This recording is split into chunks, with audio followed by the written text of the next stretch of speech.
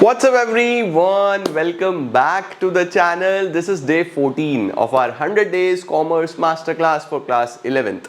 आज हम मेरे प्यारे नालायकों खत्म कर देंगे हमारा बिजनेस स्टडीज का चैप्टर नंबर 1।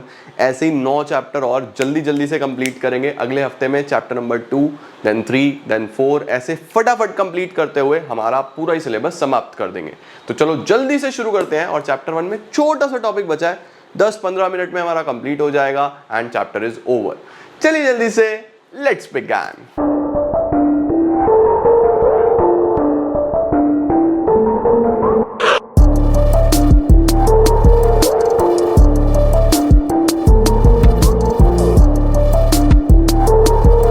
तो बच्चों हम लोग आ चुके हैं बिजनेस रिस्क वाले टॉपिक पे। अब एक बात और आपको बता दूं मैं, ये जो आपका फर्स्ट चैप्टर है ना बेटा, इसके 2 पार्ट्स हैं। एक छोटा पार्ट और है जिसमें बिजनेस की हिस्ट्री के बारे में बताया गया है कि बिजनेस कहां से शुरू हुआ, पहले कौन कौन से एक्सचेंज के मीडियम चलते थे, हुंडीज वगैरह। तो वो काफी बोरिंग सा टॉपिक है, तो उस बोरिंग टॉपिक को मैं इस इंटरेस्टिंग पार्ट में इंक्लूड नहीं करूंगा। जब हमारे 2-3 चैप्टर कंप्लीट हो जाएंगे ना, उसके बाद एक सेपरेट सेक्शन में तुमको मैं वो करा दूंगा, ठीक है? तो उसको अलग से पढ़ेंगे। अभी तुम इस चैप्टर को यहाँ पे कंप्लीट समझना। ओके, देखो आज का जो सबसे पहला टॉपिक है वो है बच्चों business risk. Sir business risk क्या होता है? देखो बच्चों, जहां जहां बिजनेस होगा ना वहां वहां रिस्क होगा भाई। बिना रिस्क के बिजनेस नहीं हो सकता। वो बोलते हैं ना, रिस्क है तो इश्क है। भाई आपने पिछले वाले पार्ट्स पढ़े, कोई भी बिजनेस आप कर लो, जरूरी तो नहीं है ना कि आज माल बिके, जरूरी तो नहीं है आज ज्यादा बिके, जरूरी तो नहीं है कि आज जितनी सेल आप एक्सपेक्ट कर रहे हो उतनी हो। कस्टमर आए नहीं आए किसी को नहीं पता। तो ये सारी की सारी चीजें, प्रॉफिट भी हो सकते हैं, लॉस भी हो सकते हैं। इसी को हम क्या बोल देते हैं? Business risk. तो देखो बिजनेस रिस्क क्या होता है, डेफिनेशन से पढ़ना स्टार्ट करते हैं।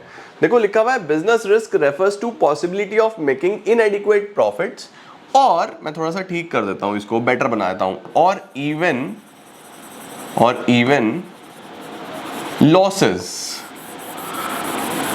Losses due to happening of unexpected events. ऐसा कर लो, due to happening of unexpected events. ये डेफिनेशन बेस्ट है, ये आप एग्जाम में लिख के आना। बिजनेस रिस्क क्या होता है? द पॉसिबिलिटी ऑफ मेकिंग, आप प्रॉफिट्स ज्यादा भी हो सकते हैं, कम भी हो सकते हैं, लॉस भी हो सकते हैं।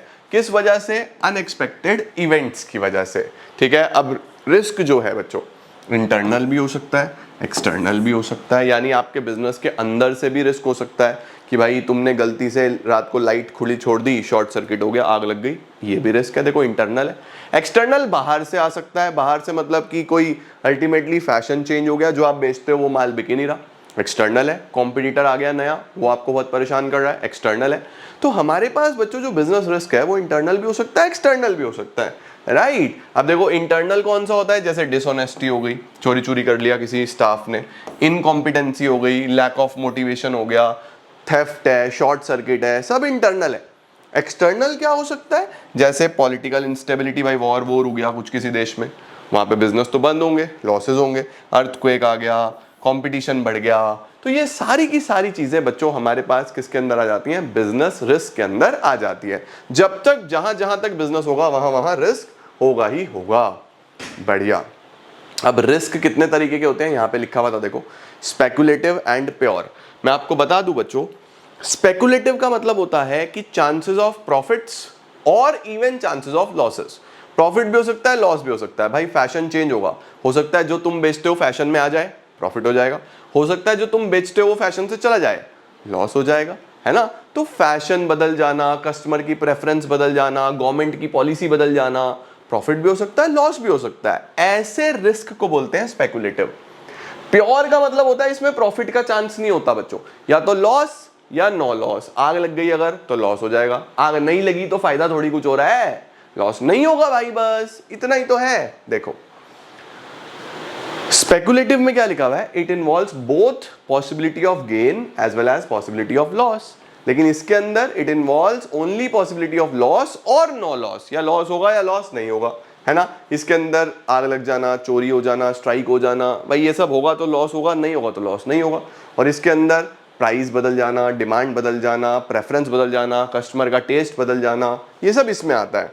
ठीक है, अच्छा जी। अब देखो ये बोल रहा है प्योर रिस्क से क्या होगा? होगा तो लॉस होगा, नहीं होगा तो लॉस नहीं होगा। लेकिन इससे क्या होता है, अगर आपके फेवर में आया तो आपको प्रॉफिट हो सकता है, आपके अगेंस्ट गया तो आपको लॉस भी हो सकता है। ये बच्चों डिफरेंस हो जाता है प्योर रिस्क और स्पेकुलेटिव रिस्क में। अब आता है nature of business risk. Business risk होते कैसे हैं, तो देखो बच्चों मैं आपको बता दूं।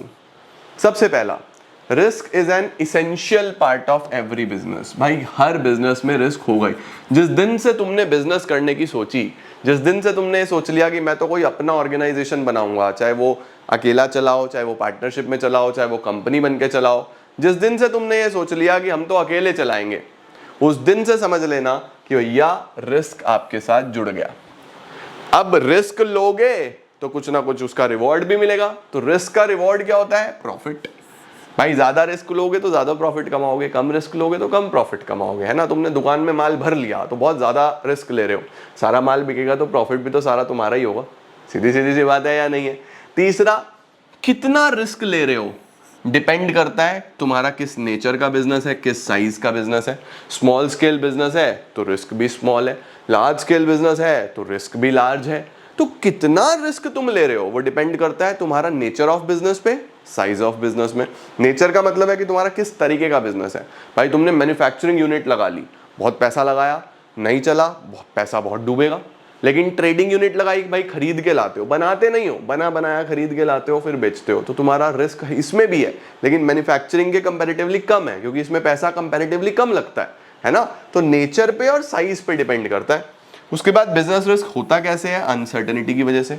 अनसर्टेनिटी का मतलब विच इज नॉट सर्टेन, जिसका पता नहीं है। भाई आग कभी भी लग सकती है, चोरी कभी भी हो सकती है, फैशन कभी भी चेंज हो सकता है, कस्टमर का प्रेफरेंस, सीजन, वेदर, ये सारी चीजें अनएक्सपेक्टेड है, अनसर्टेन है।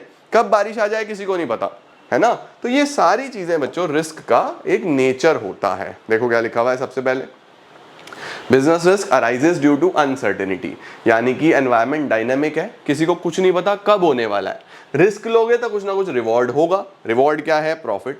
The motive to earn higher profit act as a driving force. उसके साथ risk is an essential part of every business. हर बिजनेस में रिस्क होगा ही होगा। Risk is inherent, no business exist without risk. बिना रिस्क के बिजनेस हो ही नहीं सकता भाई। रिस्क किस पे डिपेंड करेगा, आपके नेचर पे, आपके स्केल ऑफ द बिजनेस पे, राइट। इसका भी जल्दी से पूरा का पूरा स्क्रीनशॉट ले लो। लास्ट टॉपिक आता है बच्चों, कॉजेज ऑफ बिजनेस रिस्क्स। क्या क्या कॉजेज हो सकते हैं, तो मैं आपको बोलूंगा कि 4 चीजें याद कर लो बेटा। NEOH, natural, economic, other, human. Natural, economic, other और ह्यूमन। भाई ह्यूमन कॉजेज कौन कौन से हैं, जो इंसान की गलती की वजह से होंगे। सपोज तुम्हारी पटाखा बनाने की फैक्ट्री है, तुम फायर क्रैकर्स बनाते हो, पटाखे बनाते हो, और तुम्हारी लेबर जो है वो बीड़ी पीने की शौकीन है, उसने जरा सी देर में बीड़ी पी और तीली लगा के ऐसे छोड़ दिया गलती से, हो गया सत्यानाश, हो गया ना। तो ह्यूमन की गलती की वजह से हो रहा है। तुम रात को लाइट सारी खुली छोड़ गए, कोई शॉर्ट सर्किट हो सकता है, राइट। तो देखो क्या है, although human resources considered to be most important, लेकिन इससे भी रिस्क हो सकते हैं, जैसे डिसऑनेस्टी, ऑनेस्ट नहीं है तुम्हारा स्टाफ, नेग्लिजेंस है, ध्यान नहीं देता, इनएफिशिएंट है, ध्यान नहीं देता, इतना अच्छा एफिशिएंसी नहीं है, उसकी काम अच्छे से नहीं करता, तो लॉस हो सकते हैं। ये ह्यूमन कॉजेज हो गए। नेचुरल कौन से हैं बच्चों, जो नेचुरल कैलेमिटीज है, भाई कोई फ्लड आ गया, अर्थक्वेक आ गया, लाइटनिंग हो गई, कुछ भी ऐसा हो सकता है। ये तो किसी के हाथ में भी नहीं है, नेचर तो किसी के हाथ में भी नहीं है, ये भी एक रिस्क है। आपका बिजनेस जाएगा जाएगा या नहीं जाएगा। उसके बाद इकोनॉमिक कौन से होते हैं बेटा, जो कहीं ना कहीं पैसे से संबंधित होते हैं।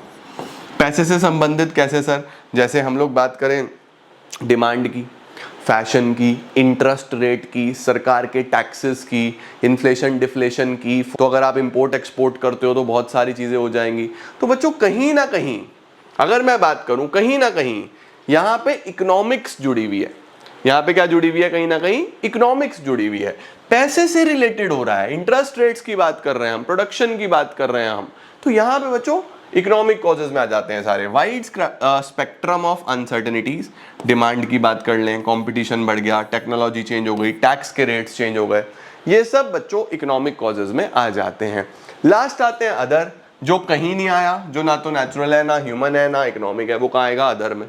ठीक है, सपोज किसी देश में वॉर हो गया, पॉलिटिकल इंस्टेबिलिटी आ गई, अब ना तो वो नेचुरल है, ना वो ह्यूमन है, ना वो इकोनॉमिक है, अदर में लिख देंगे। जैसे इसके अंदर क्या क्या जाता है, एक्सचेंज रेट में फ्लक्चुएशंस, पॉलिटिकल डिस्टर्बेंसेस हो गए, मैकेनिकल फेलियर्स हो गए, तो ये सब बच्चों अदर कॉजेज में आ जाता है। तो रिस्क मेनली 4 कारण से हो सकता है, नेचुरल, इकोनॉमिक, ह्यूमन, और जो कुछ नहीं है वो अदर, है ना, जिसका कुछ समझ में नहीं आया वो अदर में लिख देना। तो ये होते हैं बच्चों हमारे पास कॉजेज ऑफ बिजनेस रिस्क। जल्दी से इसका भी स्क्रीनशॉट ले लो। इसी के साथ दोस्तों हमारा चैप्टर पूरा समाप्त हो जाता है। बस ये रिस्क वाला छोटा सा टॉपिक बचा था। अब आपका इसके अंदर एक हिस्ट्री वाला पार्ट अलग बचता है, वो मैं सेपरेट कराऊंगा। मैं उसको इस चैप्टर का पार्ट ही नहीं मानता, उसको अलग मान के चलता हूँ, तो वो तुमको सेपरेट कराऊंगा। पहले अगले वीक में हम चैप्टर 2 पूरा करेंगे जो मोस्ट इंपॉर्टेंट है। हिस्ट्री वाला पार्ट अलग से कराऊंगा, उसकी तुम चिंता मत करना, वो मेरी जिम्मेदारी है, मैंने कराना है। ठीक है, परफेक्ट। तो ये बच्चों हमारा causes of business risk done है, ये हमारा nature of business risk done है, इससे पहले हमने टाइप्स ऑफ बिजनेस रिस्क पढ़ा, ये डन है, और रिस्क की डेफिनेशन पढ़ी। बहुत इंपॉर्टेंट टॉपिक है ये, इससे आपके एग्जाम में क्वेश्चन बनेगा ही बनेगा। तो इसको एक बार अच्छे से देखो और बैठ के आज पूरा चैप्टर एक बार रिवाइज करो बच्चों। चैप्टर कंप्लीट, इसके बाद चैप्टर 2 पे चलेंगे। मुझे कमेंट सेक्शन में जरूर बताना पहली बार बिजनेस स्टडीज पढ़ रहे हो, कैसा लगा पहला चैप्टर, मजा आया या नहीं आया। अगली क्लास में मिलते हैं, चैप्टर 2 शुरू करेंगे। Thank you so much, keep growing, keep glowing and keep smiling.